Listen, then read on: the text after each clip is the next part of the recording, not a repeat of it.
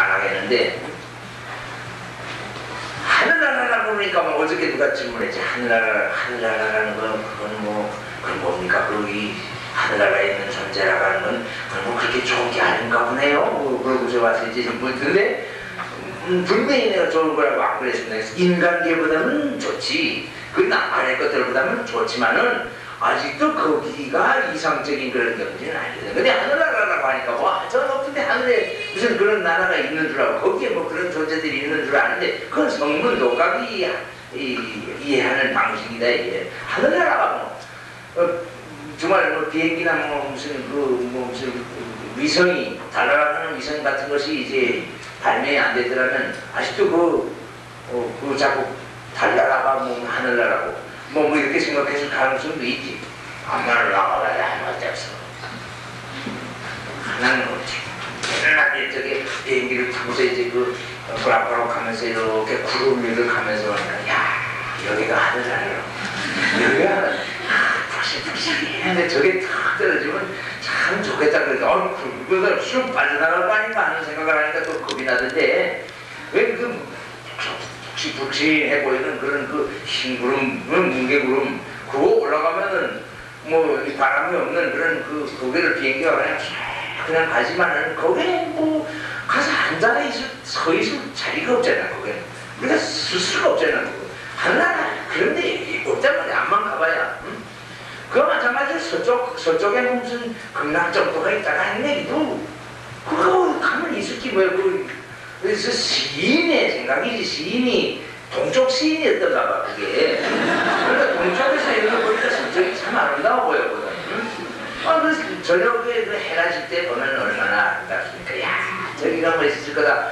옛날에 과학이 발달 안 했을 때야 그냥 참 태양이 지는 그게 가만히 그렇게 하고 뭐랄까 센티멘탈하게 이렇게 생각하다가 뭐 에모션이 많은 사람들 특히 그거를 많이 강조하는 사람은 아미타경에 그게 많이 강조되어 있는데 그에 누가 있었냐면 한 왕비가 있어서 참 그 경전의 내용도 참 재밌지. 아미타경이 사대팔정도 얘기할 텐데 왜 자꾸 얘기를 해서 여기까지 얘기하고서 좀 말면 또 안 되겠고 조금 더 버텨야 되겠네.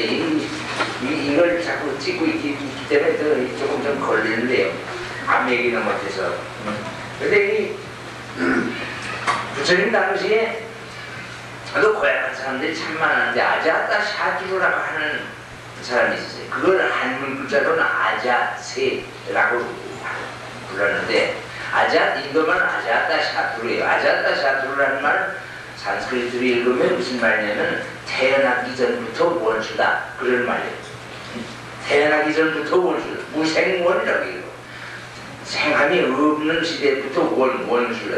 무생원왕이라고 하는 사람인데 아자타샤투라고 하는 그냥 처음에 왕이 아니었어요. 그 사람의 아버지가 빈비사하라고 하는 이름의 사람인데 그 사람은 아버지의 아들로서 아자타샤투라고 하는 고약한 아들이 하나 태어났는데 이게 이제 누구하고 친구냐면 석가모니 부처님을 맨날 라이발로 생각하고 있는 그 사촌동생 대바다다라는 사람하고 친구였어요. 둘이서 아주 끼리끼리 뭉쳤는데 간사한 지혜는 다 있어요. 그리고 마음은 고약해요. 마음은 고약해가지고 두 사람이 하나는 둘이만 만나면 뭐라고 그러냐면 우리 아버지 말에 왕 내가 해야지 우리 아버지 말은 안 된다더니 왜냐면 뭐 자식하고 아버지라고 하는 것도 원수가 될 때 쉽게 원수가 돼요. 저는 생각하나 잘못하면은 그러면 이제 대받았다가 또 뭐라 하냐면 내 사촌 형이지만 말이야 이 석가 아버지가 뭔데 내가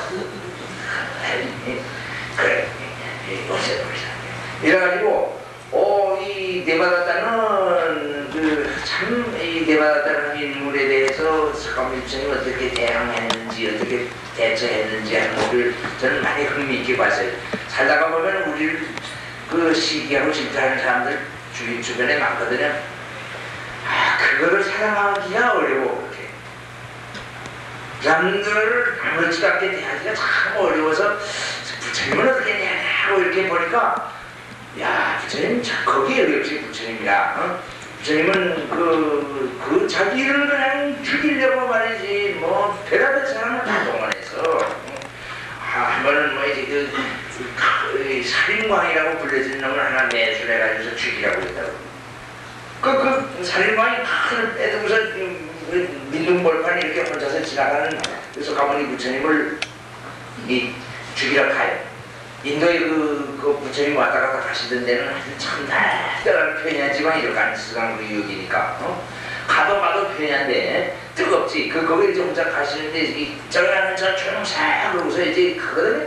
그 사람 이름이 앙굴리마라라고 그래요. 앙굴마라라고도 한자로는 쓰지만 앙굴리마라라고 하는 것은 뭐냐면 앙굴리라는 것은 손가락 목걸이라는 말이에요. 손가락 먹고 사람 죽여가지고 손가락으로 이 목걸이를 만들어가지고 이 칭칭 갖고 다니는. 그 손가락 목걸이라는 말은 한문 글자를 쓰면 지만이라고 쓰거든. 지만 외도 어라고 이제 부르는데 그런 이 사람을 시켜가지고서 고약한 놈이지. 죽이라 이거 가다가 보니까 가는데 저희가 좀 그랬다는 거예요.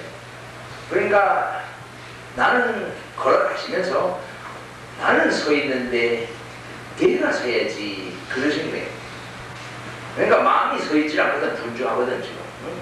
나는 딱 서 있다는 것은 뭐냐면 가라앉은 마음가짐을 가지고 있는데 내가 서야.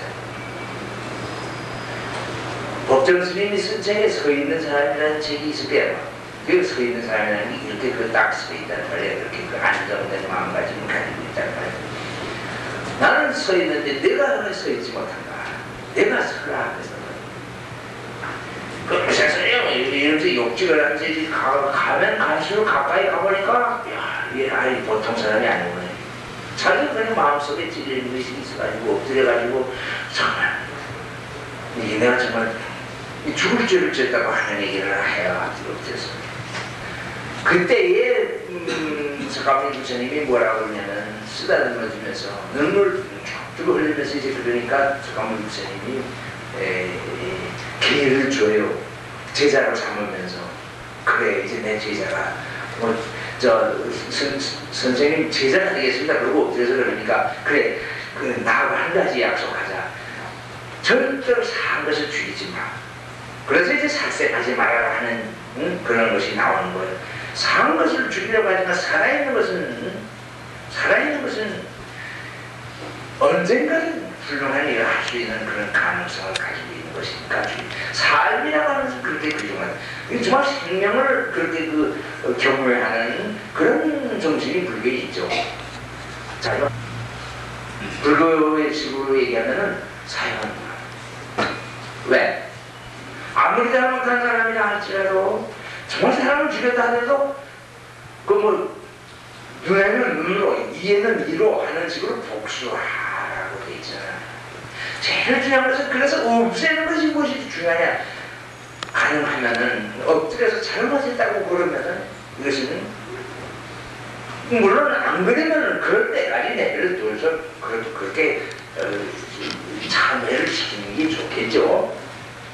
불교에서는 그렇게 살생을 금하는 그런 것들이 되겠지. 자, 자꾸 옆길로 가지 않도록 다시 이제 되돌아오겠습니다만은 이렇게 서가모니 부처님이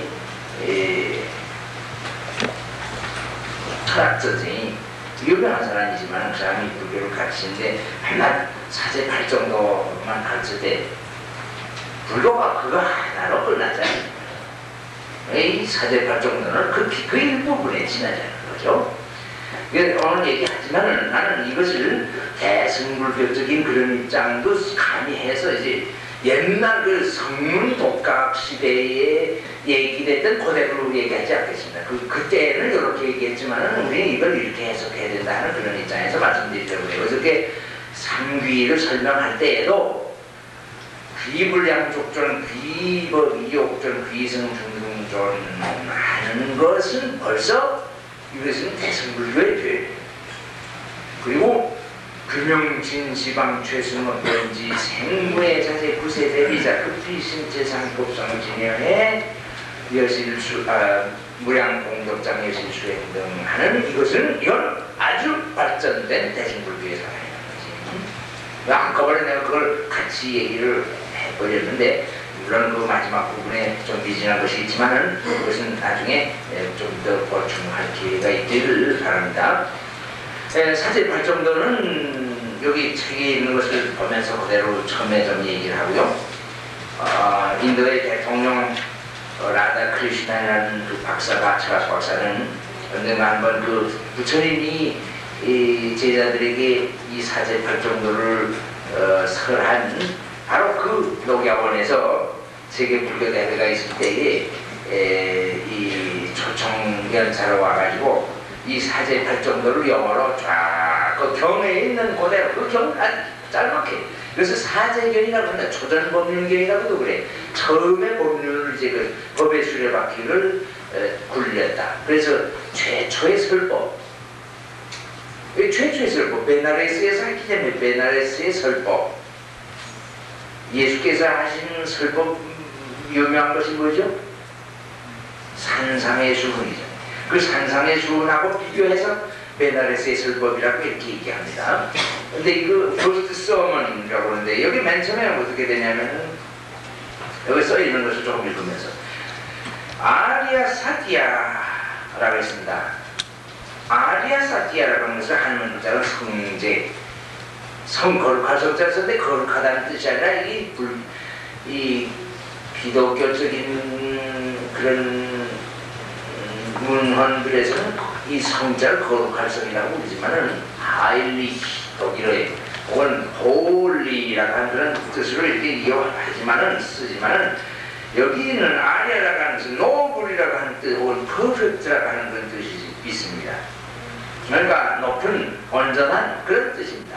높은 깨달음, 제라고 하는 것은 깨달음, 진리의 도리, 진리 혹은 도리, 진리의 도리라는 말 조금 이상한데 진리 그래도 되고요, 도리 그래도 돼요. 그 예자를 뺀지 올지도 모르겠습니다.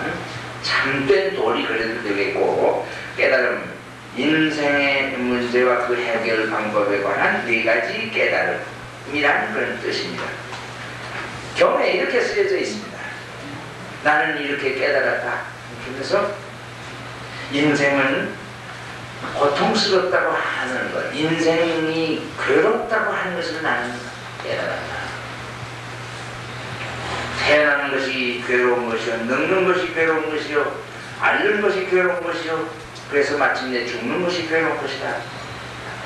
또 사랑하는 사람과 헤어져야 되는 괴로움이 있고, 미워하는 사람을 만나는 괴로움이 있고, 갖고 싶지만은 갖지 못하는 그런 괴로움이 있고, 또 요컨대 하고서 한마디 인간이 5가지 이 하찮은 것들의 덩어리로 되어 있고, 그 하찮은 5가지 덩어리 그것을 자꾸 집착하기 때문에 괴롭다. 이렇게 얘기했어. 마지막 게 여기 있죠. 오취온이라고. 오온에 집착하는 것이 괴롭다. 오취온. 오취음이라고. 인간의 제 조건을 취함으로 인한 고통인데, 이 취한다고 하는 말은 독특한 의미가 있어요. 취한다고 하는 말은 그냥 테이크가 아니라, 이것은 집착한다는 말이에요. 집착하다. 미련을 갖는다. 그러니까 인간의 제 조건, 5가지 조건에 집착함으로 인한 고통, 이렇게 말하면 되겠습니다. 그 인간의 5가지 조건이라고 하는 것은 조금 더 설명이 필요한데, 이것은 따로이 그 안경 안에서 여기저기에서 많이 말씀을 하셔서, 야, 사람에게는 이런 5가지 덩어리가 있다. 5가지 덩어리, 인도말로는 오온이라고 하는 것의 인도말은 그 다음 페이지에 있는 것처럼 반차 스칸다라고 했어요. 반차라고 하는 것은 5이란 말이에요. 5이란 말 펜타라고 그래, 라틴어로. 미국 국방선이 오각형으로 되어 있죠. 그래서 그걸 뭐라고 그래? 펜타곤이라고 그러잖아요. 펜타곤 오각형 건물이란 말이거든. 펜타나 반차나 마찬가지. 응? 반짝 다섯이란 말이죠. 저기 반짝 지방이라는 게 있죠. 인도에 가면은 그건 반짝 앞불에 반짝 다섯 개의 강, 오하, 반짝 그것이 반짝부가 된 거지. 그 반차 스칸다라고 하는 말은 기둥이라는 말도 되고요. 또 여기는 무슨 덩어리, 흙덩어리 같은 덩어리 그런 뜻도 돼요. 영어로 heap라고 번역하게 되어요. 혹은 이것도 뭐라고 번역하면 aggregate, 구성요소. 뭘 지금 무슨 구조물이 있을 때에 그 다섯 가지 구성 요소가 있다 그랬을 때 인간에는 그러니까 이렇게 그 다섯 가지 구성 요소가 있다는 거예요. 그것이 위에서 순서대로 색, 수, 상, 행, 식이라는 게 봐야 돼요. 색, 수, 상, 행식, 색수, 상, 행식, 이게 색수, 상, 행식이 나도 여러분들도 하나하나 다 색수, 상, 행식이 이것은 색수, 상, 행식이 다 없어요. 이게 색밖에 없어요. 이것은 색이라는 것은 물질 혹은 형상이 있는 거, 형상, 형태 그런 뜻이에요. 영어로 제가 썼습니다. 메타 혹은 폼 이런 뜻입니다. 인도말 루파라고 하는데 루파라는 말이 무슨 말이에요? 폼 그러니까 폼이라고 하는 말이 뭡니까? 폼이 좋다. 우리말로 폼 모양 말이에요. 모양 이건 전부 형상이다. 이것은 형상이다. 이것도 형상이다. 이것도 형상이다. 이게 다 보이는 것은 다 형상이거든. 그런 의미에서 이것은 다 색일 수 있어요. 다 색. 이것도 보통 명사는 색이에요. 이것은 안경집이 아니라 이것도 유리컵이 아니라 색이라고 할 수 있어요.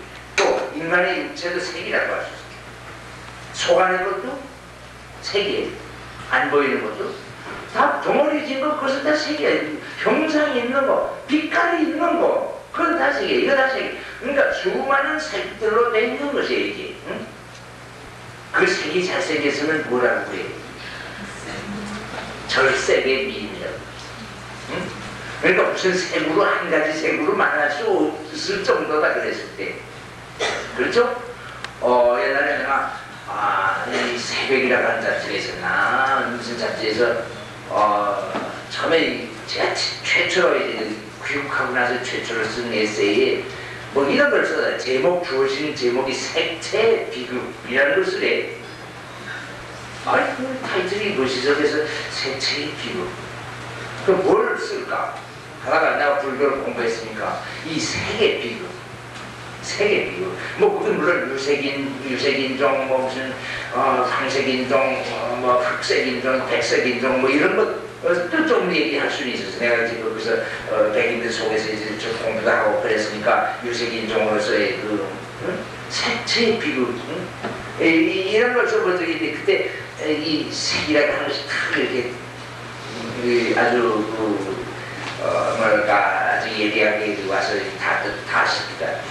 모든 것이 인간에게 색이 있죠. 그러나 이 색이 따로 떠 있는 것은 아니에요. 물론 죽으면은 이 수상 행식이 다 없어지지.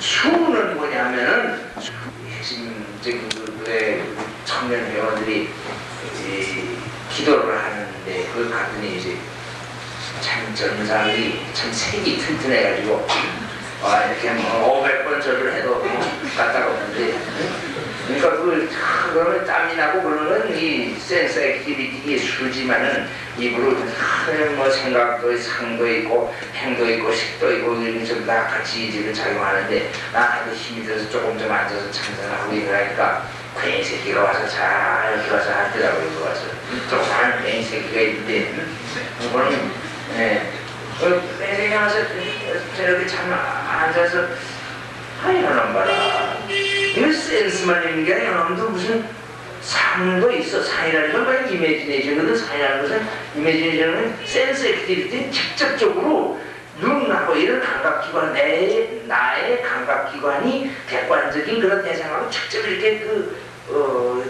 마주치는 그런 것을 수라고 부른다면 상이라고 하는 것은 이런 것이 그냥 토대가 돼가지고 꿈속에서 이렇게 그린다거나 혹은 현실 속에서도 서사들 바라보면서 실제로 눈앞에 하나도 그게 안 보이지만은 머릿속에서 이렇게 생각하는 게 있잖아요. 상상하는 거. 이것을 상이라 해요. 그러니까 그거는 예술적인 그런 거, 시인의 그 상상력, 이 음악가의 그 작곡하는 사람들의 상상력 같은 거 참 멋있다고 생각해. 아무것도 없는 데서 오선지 하면서 이렇게 좀 적어간다는 건, 야, 저 참 대단하다. 나는 이렇게 이 경전의 말씀만 자꾸 풀이하다가 보니까 이 상상력이 많이 줄어들었어요. 그 에세이를 쓸 때에는 말이지, 에세이를 쓸 때는 다 이게 없어야 되는 버릇이 들어가지고 그래서 자꾸 인용하려고 그래. 자꾸 제 말을 이렇게 쓸 수 있어야 되는데 왜 그 창작 뭐 이런 상을 발전시킨다는 것은 참 좋은 거라고 하는 생각을 해봤습니다. 인도 사람들이 이렇게 상상이. 그런데 불교에서는 그걸 잘 정말 이 체계를 세워서 가르쳐주죠.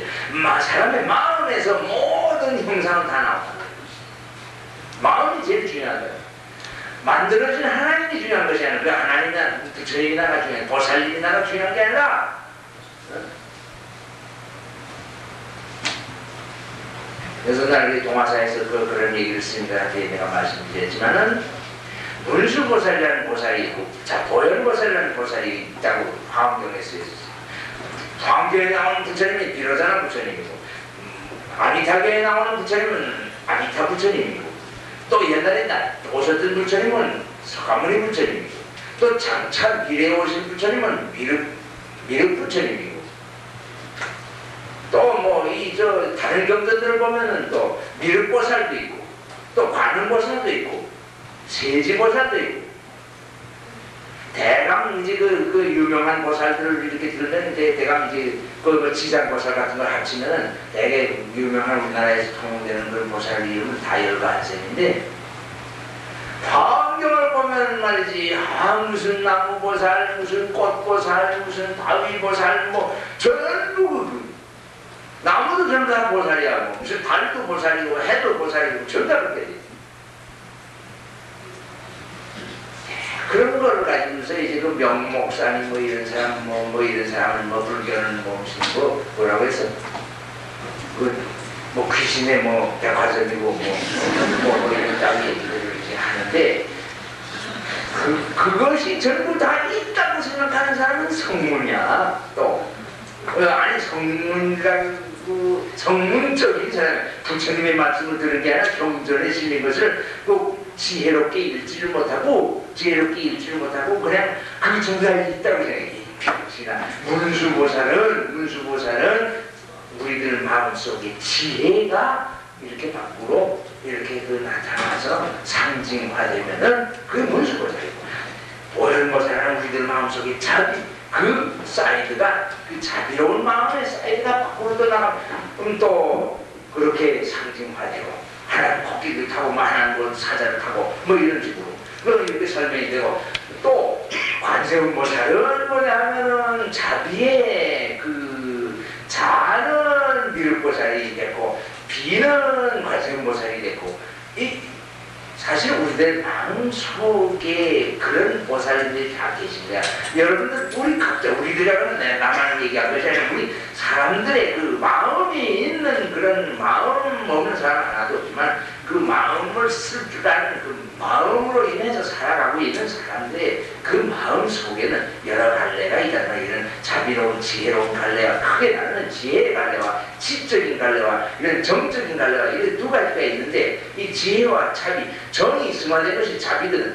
이 지가 또 아주 철저해진 것이 이 불교에서의 지인데, 지, 비, 지혜와 자비, 거기 또 자비가 자하고 비 이렇게 또 갈라지고, 이렇게 갈라지면서 그러면서 여러 가지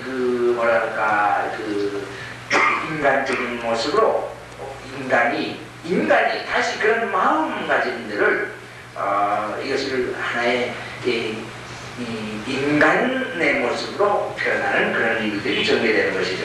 이건 다 상상의 산물이야. 인간이 그런 상상을 하는 거지. 인간의 기능, 이 창조적, 예술적 창조, 이런 따위는 역시 이 구체적인 그 물건과 그 눈과 그 대상의 것들과의